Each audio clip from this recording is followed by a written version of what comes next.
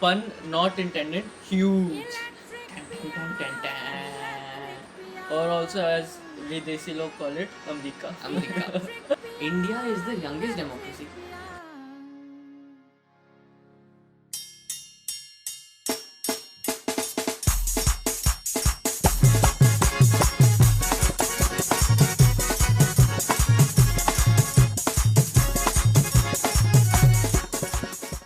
तो चलो, this was how democracy का birth हुआ. जी हाँ, तो If I'm not तो wrong. coming back to America, हाँ. it was around 1776 when 1776 में they signed the Declaration of Independence on 4th of July. 4th of July है. Actually it's not 4th of July, it was I think 2nd of July, but Okay. वो 2-3 दिन का date का ऊपर नीचे होने के चक्कर में 4th of July बन गया. तो हाँ, 4th of July. जनरली मतलब admitted term 4th of July date, admitted date 4th of July ही है. Okay. तो डिक्लेरेशन ऑफ इंडिपेंडेंस साइन हुआ था. Okay. मतलब कि अब हम एक इंडिपेंडेंट नेशन बन रहे हैं, हमारा टेरिटरी पे अपना खुद का कंट्रोल होगा हाँ. और हम अपने आप को रूल करेंगे, हम हमारे लोग खुद को एडमिनिस्टर करेंगे. Okay.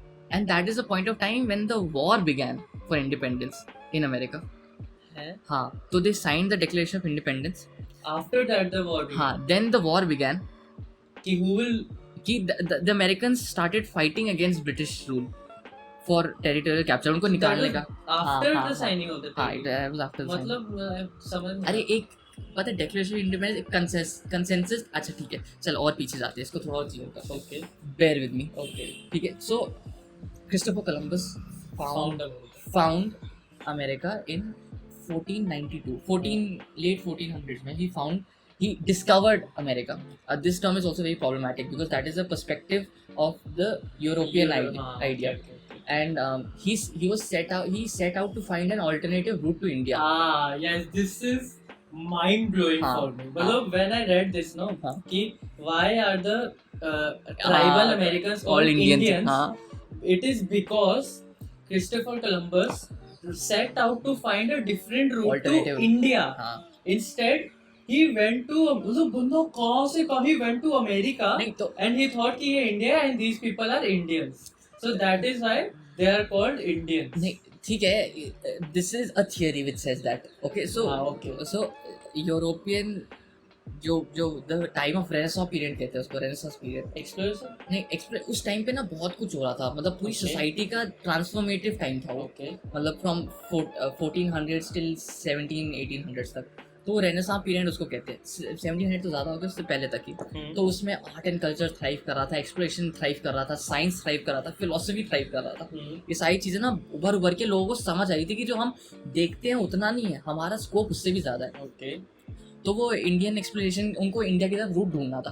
तो वास्को डे गामा आया, ये सारे लोग अपना रूट्स ढूंढने लगे. फिर केप ऑफ गुड होप के थ्रू आते थे वो लोग, South Africa. साउथ अफ्रीका के नीचे से. हाँ. केप ऑफ गुड होप ही कहते हैं Cape of उसको. Good Hope. हाँ, उसके थ्रू आए थे. तो बहुत लंबा रास्ता था. तो अब क्योंकि बीच से आ नहीं सकते थे क्योंकि बहुत सारा लैंड था, हाँ. तो लैंड को क्रॉस करने के लिए टैक्स पे करना, उनके साथ झड़प करना, वो सब बहुत प्रॉब्लमेटिक था. और ब्रिटिशर्स की नेवी, मतलब यूरोपियंस की navy was amongst the most dominant navies in the world. तो क्रिस्टोफर कोलंबस वाज लाइक कि मेरे को अल्टरनेटिव रूट ढूंढना है, क्योंकि हमें वहाँ पे बहुत सारा मिनरल्स है, स्पाइसेस है, बहुत सारा Spices. ट्रेड का अपॉर्चुनिटी बहुत ज़्यादा है. हाँ, ट्रेड का trade. अपॉर्चुनिटी बहुत ज़्यादा है. Okay, okay. मर्चेंट्स के लिए ट्रेड का अपॉर्चुनिटी बहुत ज़्यादा है. सोने की चिड़िया. India सोने was की चिड़िया. so grand at that time. हाँ, तो what is important to understand कि उस टाइम पे भी our influence on the world was so much कि everybody had to mould their policy accordingly to reach India. And we want you in America. Not only India, obviously India तो अब हो गया ना, उस टाइम पे तो पूरा एशियन रीजन था. सब इंडियन कॉन्टिनेंट. क्या बोलते हैं? हाँ, इंडियन कॉन्टिनेंट. हाँ, इंडियन कॉन्टिनेंट. हाँ. तो he set out on an alternative. Now he landed up in America. That's why it's also called West Indies. वो पूरा एरिया जो वेस्ट इंडीज कहते हैं ना उसको. Oh my god. It all makes sense. These terms are very important to understand. कोई term अगर आता है ना तो it is very important to break it down to हाँ. see, to find its origin, कि अच्छा इसका origin कहाँ से है. हाँ. तो they found these areas. अब रही बात की डिस्कवर करने की, पता है अब after in the late 20th century 21st century लोगों को समझ आने लगा कि यार ये तो सिर्फ यूरोसेंट्रिक पर्सपेक्टिव है, आप डिस्कवर कह रहे हो. लेकिन जो क्रिस्टोफर कोलंबस ने किया वो वहाँ जाके पहुँचा, ठीक है, वहाँ के लोगों को उसने अपना मतलब वहाँ के एक्सेस दे दिया बाकी सारे लोगों को वहाँ का, ठीक है. सो people started calling it not the discovery of America, but the colonization of America. It set the period of colonization of America. कि क्रिस्टोफर कोलंबस के आने के बाद सबको रूट समझ आ गया, तो उस वजह से बाकी सारे जो यूरोपियन स्टेट्स थे वो लोग आके यहाँ पे कॉन्कर करने लग गए, अपने टेरिटरीज लेने लग गए, छीनने लगे। जो ट्राइबल लोग थे उन लोगों को और साइडवेज करते गए। तो एक ट्राइबल, इंडिजिनियस ट्राइबल, इन लोगों का ना एक वो रहता है कि, और ये हमारे कॉन्स्टिट्यूशन में भी है, इंडियन कॉन्स्टिट्यूशन में भी है कि you are not suppose to go in too much of their contact because there may be diseases that can be transferred from us to them which they are not immune to. हाँ, वो incident हुआ था एक, अभी incident हुआ था ना एक अंडमान एंड निकोबार आइलैंड में, ट्राइब, हाँ, सिनेलीज ट्राइब। तो I read about that, I went very in depth about that island, that उस आइलैंड को प्रोटेक्ट करने में कितने लोगों ने कितना कंट्रीब्यूट करा है उन लोगों को आइसोलेटेड रखने के लिए, because they are so prone to being wiped out. The major population, the tribal indigenous Indian population of America was wiped out because of colonization, because they transmitted so many disease कि उनको एक छोटा सा flu भी उनके लिए fatal था, and that is how the decline of these people began.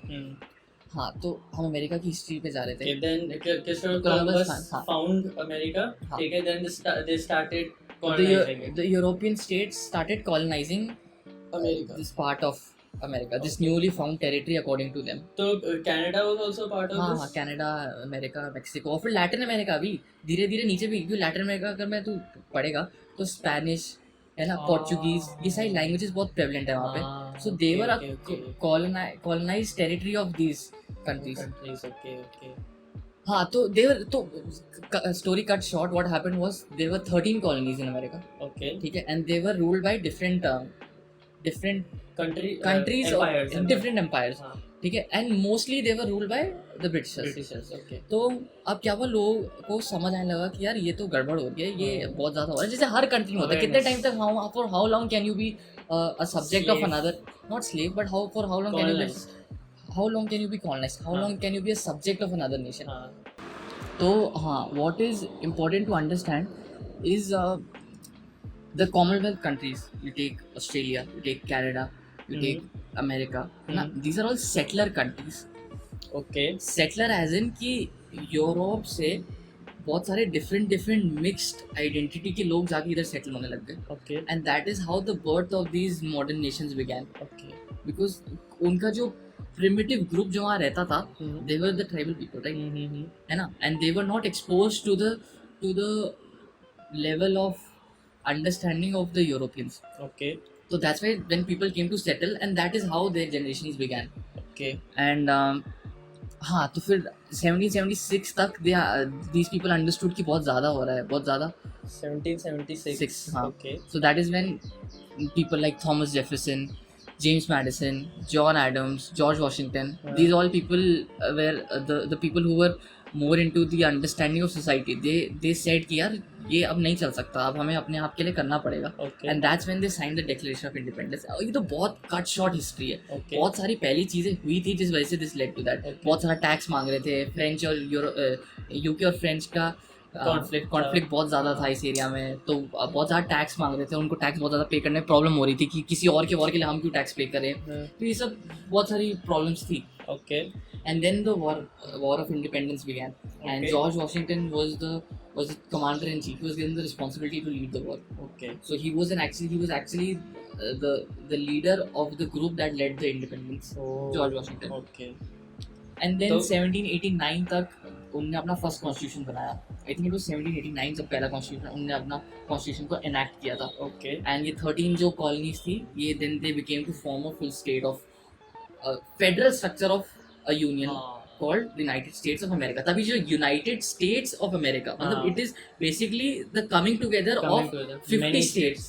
50. Currently 50 states of many states together to form one larger federal structure of a country, of a nation. हाँ, तो that is very important concept to understand. See, मैं बताता हूँ मेरे को क्या difference पता है between the structure of India and structure of US. Okay, so India में first thing that comes to my mind is US में 2 पार्टी सिस्टम है, इंडिया में मल्टी पार्टी सिस्टम है। ओके, बहुत बेसिक।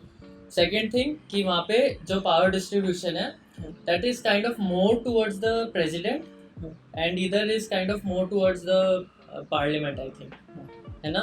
तो मतलब क्या है, what is the fundamental difference between democracy of US and democracy of India Okay. in the मतलब modern world? So cut short, we are back to modern world, modern society, today's time. So what is the difference between the fundamental democracy of US and the fundamental democracy of India? So this is basically a comparative study between the हाँ, form of government of America and the form of government of India. हाँ, And America follows a presidential form of government. okay, That is the term, technical term given, presidential form of government. okay, Whereas India follows a parliamentary form of government. okay, अब इन दोनों का fundamental difference ये है कि जो ultimate authority है हाँ, of decision making of power हाँ, in the US is the president, okay, and the ultimate decision making body, the ultimate power grasping authority in India is the parliament. parliament, ठीक है. okay, अब India ने parliamentary form of government choose किया looking at the British British, system. okay, the British system हाँ, constitution assembly जब थी, जब constitution बन रहा था तो डिबेट ये भी हुई थी कि हम अमेरिकन स्टाइल क्यों नहीं फॉलो करते, हाँ, हम प्रेसिडेंशियल फॉर्म ऑफ गवर्नमेंट क्यों नहीं लेके आते. okay, तो डिबेट के दौरान बातें समझ आने लगी, पता चलने लगा कि वहाँ पे हम सिंगल पॉइंट ऑफ अथॉरिटी नहीं चाहते हैं, okay, बिकॉज अमेरिका में सिंगल पॉइंट ऑफ अथॉरिटी है, which is the president, this is the president, हाँ,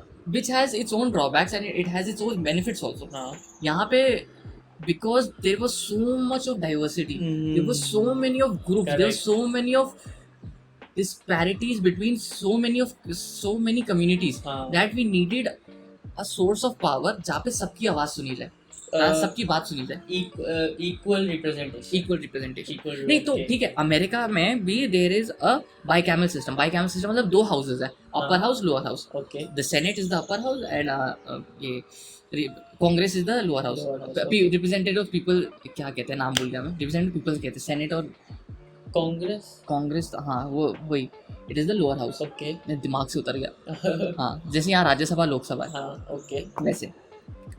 ठीक है. तो फिर फिर क्या, आई थिंक कुछ वोट का सिस्टम भी डिफरेंस है हाँ, बिटवीन हाँ, इंडिया हाँ, एंड यूएस. बहुत डिफरेंस है. बिकॉज सी मैं वही कह रहा हूँ ना, जैसे इंसान का, एक ह्यूमन बीइंग, किसी स्पीशीज का ना एक एवोल्यूशनरी पैटर्न होता है ना, वैसे ही हर एक कंट्री का भी एक एवोल्यूशनरी पैटर्न होता है, और you have to let it evolve on its own. Okay, The moment you try to forcefully barge into that evolutionary process is when the problem starts to begin. that is a general thing in all types of That is the evolution. scientific answer to democracy. That is scientific evolution, basically scientific evolution. You tell me first, what do you think of Trump? His campaign was one of the best election campaigns because he said exactly what the people wanted to needed hear. to. I am surprised it took something as coronavirus for people to understand how careless Trump is. Trump ऐसा बंदा है, ठीक है, who is so goddamn unpredictable कि वो उस 2 या 2.5 minute में क्या बोलेगा ना, आप प्रेडिक्ट ही नहीं कर सकते.